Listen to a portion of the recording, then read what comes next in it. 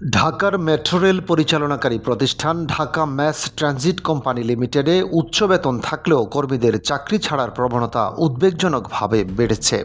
প্রতিষ্ঠানটির শুরু থেকে এখন পর্যন্ত মোট ১৭০ জন কর্মকর্তা-কর্মচারী ইস্তফা দিয়েছেন, যার মধ্যে একজন করোনা ভাইরাসে আক্রান্ত হয়ে মারা গেছেন।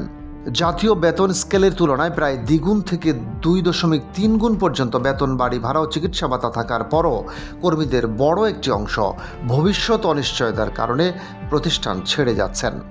ডিএমটিসিএল এর তথ্য অনুযায়ী চাকরি ছেড়ে যাওয়া ব্যক্তিদের মধ্যে সহকারী ব্যবস্থাপক, senior section engineer, station controller, train operator, রাজস্ব কর্মকর্তা, ticket machine operator, customer relation assistant ও সেমি স্কিলড মেইনটেইনার সহ বিভিন্ন পদে কর্মরত লোকজন রয়েছেন। সাবেক ও বর্তমান কর্মীদের অভিযোগ, ২০১৩ সালে কোম্পানি গঠিত হলেও এখন পর্যন্ত কোনো সার্ভিস রুল বা চাকরি বিধিমালা কার্যকর হয়নি। অধিকাংশ কর্মী ৫ বছর মেয়াদী চুক্তিভিত্তিক নিয়োগে কাজ করছেন, ফলে চাকরির স্থায়িত্ব ও ভবিষ্যৎ নিয়ে তাদের মধ্যে দীর্ঘদিন ধরেই অনিশ্চয়তা কাজ করছে। অনেক কর্মী জানিয়েছেন, মেট্রো রেলে শিফটিং ডিউটি করতে হয় এবং সরকারি ছুটির দিনও দায়িত্ব পালন করতে হয়, কিন্তু অতিরিক্ত সময় কাজ বা ওভার ডিউটির জন্য কোনো বাড়তি ভাতা বা সুবিধা দেওয়া হয় না। এতে কর্মীদের মধ্যে হতাশা বাড়ছে।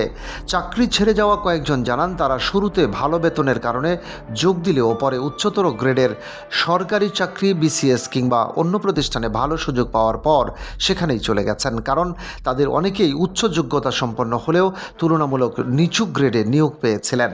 বর্তমান কর্মীদের ভাষ্য অনুযায়ী প্রতিষ্ঠানটিতে এখনও প্রকল্প ভিত্তিক ও স্থায়ী কর্মীদের মধ্যে একটি অদৃশ্য বিভাজন রয়েছে। কেউ চান প্রকল্প সংশ্লিষ্ট কর্মীরা স্থায়ী না হোক, আবার অনেকে দ্রুত সার্ভিস রুল কার্যকর করে সবার চাকরির নিশ্চয়তা চান।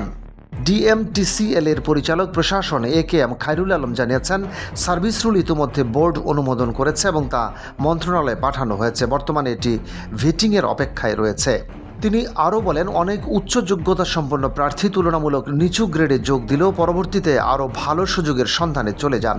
যোগাযোগ বিশেষজ্ঞ ও বাংলাদেশ প্রকৌশল বিশ্ববিদ্যালয়ের অধ্যাপক মোহাম্মদ হাদিউজ্জামান মনে করেন, মেট্রো রেল একটি অত্যন্ত বিশেষায়িত অপারেশনাল ব্যবস্থা, যেখানে দক্ষ জনবল তৈরি করতে দীর্ঘ সময় লাগে। তাই অভিজ্ঞ কর্মীরা একের পর এক চলে গেলে ভবিষ্যতে মেট্রো রেল পরিচালনায় বড় ধরনের ঝুঁকি তৈরি হতে পারে। তিনি বলেন, বর্তমানে মেট্রো রেলের কাজ এখনও পুরোপুরি শেষ হয়নি এবং ভবিষ্যতে আরও নতুন আইন চালুর পরিকল্পনা রয়েছে। এই অবস্থায় দক্ষ কর্মীদের ধরে রাখতে না পারলে পুরো নেটওয়ার্ক পরিচালনাই সংকটে পড়বে। বিশেষজ্ঞদের মতে, এখনই কার্যকর মানব সম্পদ উন্নয়ন ও রিটেনশন নীতি গ্রহণ না করলে ডিএমটিসিএল ভবিষ্যতে বড় ধরনের জনবল সংকটে পড়তে পারে। তাই দীর্ঘদিন ধরে আলোচিত সার্ভিস রুল দ্রুত অনুমোদন ও বাস্তবায়ন করা প্রতিষ্ঠানটির জন্য অত্যন্ত জরুরি হয়ে উঠেছে।